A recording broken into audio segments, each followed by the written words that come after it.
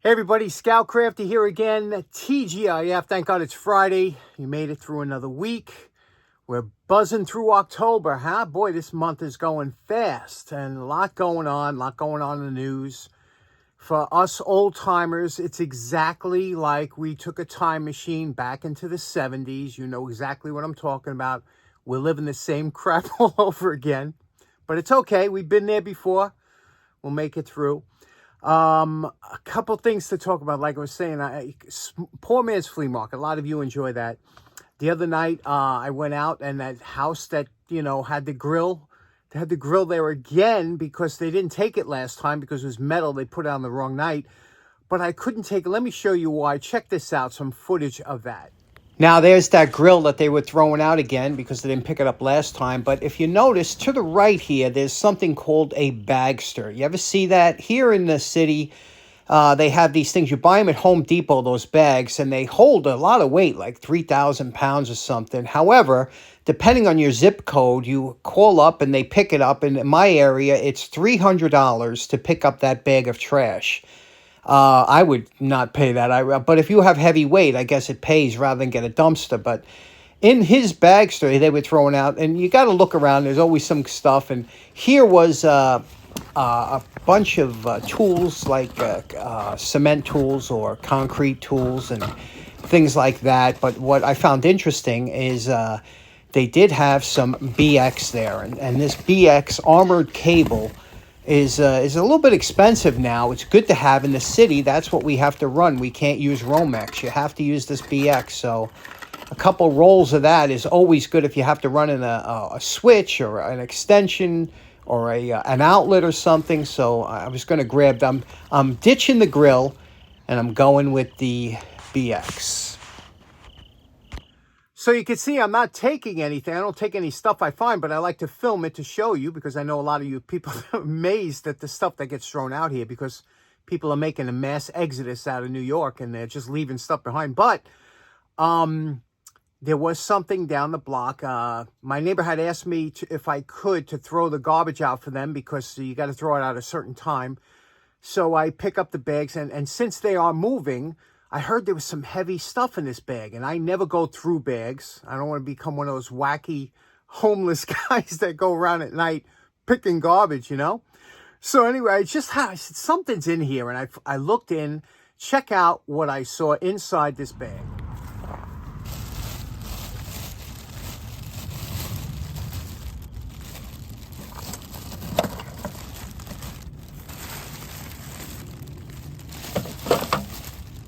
Okay, so what am I going to do? I had to grab it, right? Let me show you what it is. Okay, here were the two buckets that were in that bag, and I went through, and it was mostly all tools in that bag.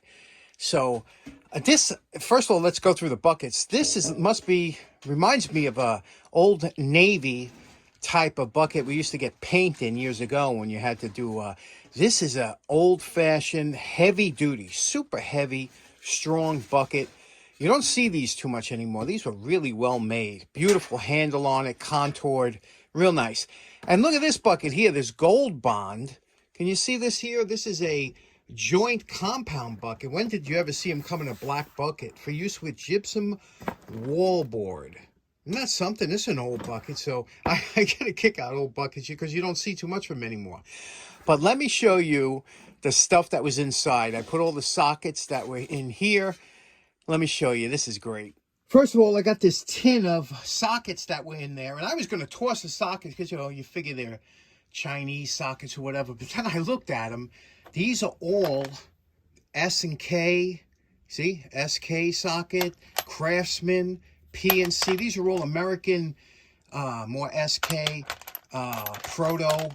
So these are worth saving, and there's a whole different type. So I'll put these, especially the rusty ones, and it's only surface rust. It's not bad. That'll come right off with a vapor rust. Then there was this jigsaw thrown in there with the blade. What do you think? Do you think it works? Let's try it out right now. Okay, I plugged it in. I don't have to worry. This is double insulated plastic house. Let's give it a shot. These things, they work forever. How cool is that? A working jigsaw. Okay, so this is what was found in that plastic. If I didn't look through that plastic bag, this all would have been in the landfill. Even this Starrett wire gauge would have been in the landfill. Couple good tools here, obviously, you know, things we like to mess around with here. Nice set of proto bent angled here also. I don't know what make this, I didn't look yet, but it looks like it's a USA, I'm sure. Nice tool here. Leather punch. Just, you know, look at this. SK speed wrench. Look here, look at this. It says 1.5-inch drive set incomplete. So you figure, I just took it because of the case, right? Look at this. Look at that. Bam. It looks pretty complete to me, right? So it was a really good day. You know, I picked up a lot of stuff, like I said, couple squares. Here's a Stanley. Here's another one, another square, some hacksaw blades. And this I thought was interesting. Check this out. This is an old Rolaids jar that, see what it was? Our low price, 79 cents, Rolaids, antacid, but it's glass. You don't see too many glass jars around anymore. I wish it had the cap. I looked through the whole thing, no cap. But just interesting to find an old glass Rolaids jar. I got to clean that up. It seems like there's some grease. I don't want to mess up the label. Isn't that nice? So what do you say for Friday today? We take this found merchandise, just some of my favorites that I picked up on the street, clean them up, and let's see what we get at the end. Okay, first up, let's tackle this sweet little punch. Next, we got this nice quality rotary punch. Then we have our proto. Let's get to these. You can see, not too bad. Here we go. This SK just needs there's a little bit of rust, surface rust. This will come right off with the wire brush. Now these pliers, I don't know who makes them up, but we'll take them to the wire brush first, get off whatever we can, and check it out. Maybe it's a good make, maybe not so good. So let's get over to the wire brush. Post-wire brush evaluation. You can see it's New York. See, New York tools. These were rebranded. The quality was iffy. Their grinds were usually horrible, but good practice. You can see the jaws here are screwed up. But let's mess around with this, make them nice, just for fun, and a little bit of practice.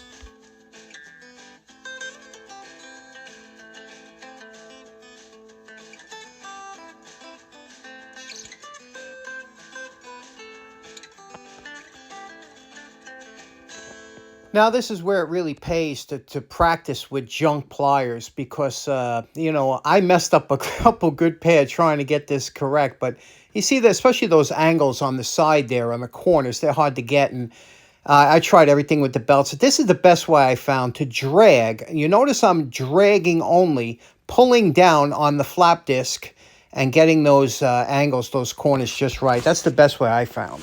And we're calling this project done. You can see what we did here. Nice cleanup. We haven't done a little tool in a while. We've been busy, but here we go. We have, first of all, we have our SK 4181 model, SK Wayne, and you can see lubricated the speed handle here. This one came out nice. Of course, we lubricated and cleaned the ball detent. Next up, we have a right angle screwdriver, which cleaned up nice. This one here is a USA made, nice to have. Proto. Nice pair of proto, reground the tips so that they fit nice, but the bent angle, they do come in handy when they do, and these were clean and good to go. Punch. Look at this beautiful punch, huh? Made in the USA. Redid this one, took off. I love punches, and so much fun doing a punch. Regrounded, so this one is like factory new, beautiful. Next up, we did these pliers. Now, this New York tool company, they were rebranded. They were sold. They had horrible grinds. They really weren't good tools. You can see here, the top of the circle don't even match right. The jaws were kind of, you know, weak, but they're good to practice on. That's all they're good for. They really, this one had the crimpers on the bottom. You could see here some pliers had different ones. I re-blued the handles because it was rustling. I ground it and re-blued it. Now, you could see it's nice and smooth, lubricated, but it really doesn't cut well because they had junk jaws and you could see light through it. But you could, if you can, you know, you can get some kind of cut going, but you know, I wouldn't trust, I wouldn't want this. This is a good practice fool around plier. And then last but not least, these. And let me show you these. This is a rotating leather punch. It's made by a bunch of different companies. Here in the States, General makes a pretty good one. But this one here is made in Germany, number 709. Do you see that? And what a beautiful punch this is. First of all, you can tell by the detent. You hear that click in there? That's no joke. When this clicks in, you could tell it's a solid detent. Listen. Yeah, it's solid. You know, that's a good way to tell. Cleaned everything, lubricated. This is a brass anvil. And that's very important with these because as you're squeezing, you don't go crazy squeezing it because remember, this is a sharp tip down here. So when you squeeze these and you put a lot of pressure, even though this is brass, it dulls that point a little bit. In fact, if you're going to use it, and sometimes you might find, like here's a piece of leather. We'll cut a punch, right? Now listen to the snap. Listen to this. You feel that? We made it through, and look, what a beautiful clean hole. However, if you start to find yourself, like if this anvil gets a little overused or something, sometimes what you want to do is take a small piece of cardboard like this and back up your piece of leather when you're putting it in. Okay? And that'll take up any irregularities. Then when you push through and you click it, all right, you're going into the cardboard. You're still getting a good hole like we did on that number 3 hole, but you're not damaging the cutter as much. Always a good tip to have. When you find a good pair of these, save them. They're really good to have because the new ones that are made in China, they're just not the same. They don't have the same quality, and they really, you know, they wear out real quickly. Last up as a bonus, I cleaned up the jigsaw. Just wiped it down, lubricated it, sprayed the switch with electronic cleaner. Also cleaned the plug, the blades of the plug. They always get corroded, you know, you clean them off. So now we have a nice working, very smooth. And this is a great beater. You know, sometimes you want to take a saw into the backyard and do some rough work. This is the one to take out there. So that was a good find, right? Okay, so there, in closing, something else. How the poor man's flea market never ceases to amaze me, even me, and especially finding tools like that, huh? What was your favorite tool? What do you think was worth picking up? Do you think, and I did take that jack. So if you're wondering if that's an industrial jack, it's my backyard. I got to find a spot for it, but amazing, right? Anyway, hope you have a great weekend. Thanks so much for tuning in. Take care now. We'll see you again on Monday. Bye-bye.